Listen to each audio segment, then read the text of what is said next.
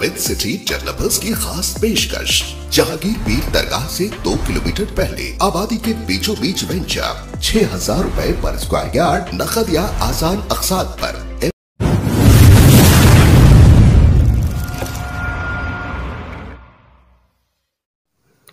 इस खबरनामे को पेश करदा अल-मन्नान ज्वेल्स, शालीबंडा, हैदराबाद।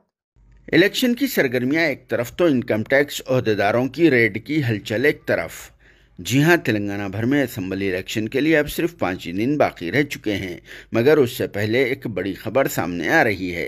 वो भी हैदराबाद के पुराने शहर में की है, जहां पर आज यानी 25 नवंबर हफ्ते की सुबह इनकम टैक्स ऑफिसर्स ने शहर के मशहूर मारूफ बिजनेसमैनों के घरों पर छापा मारना शुरू कर दिया है।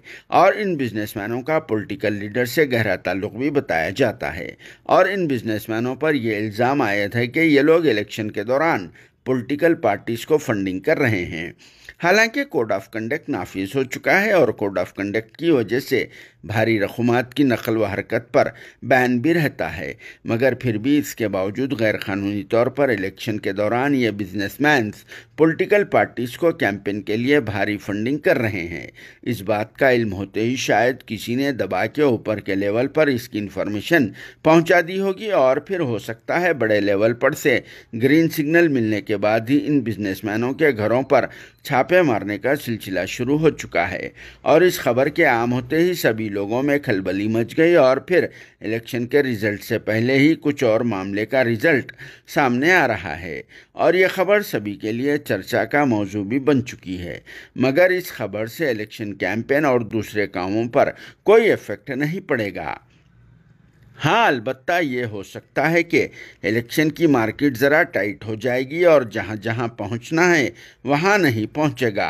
इसके अलावा हैदराबाद के बाहर भी कुछ एमएलएस के घरों पर इसी तरह से आईटी रेड्स का सिलसिला जारी है। वहाँ भी सेम इसी तरह के मामले की वजह से रेड्स डाले गए हैं।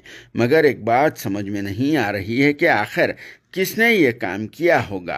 आप लोग कमेंट बॉक्स में अपनी राय ज़रूर दे सकते हैं। वैसे भी मामला इनकम टैक्स का है, इसीलिए मुकम्मल तफसीलात फौरी तौर पर मिलने के लिए ज़रा वक्त लगेगा।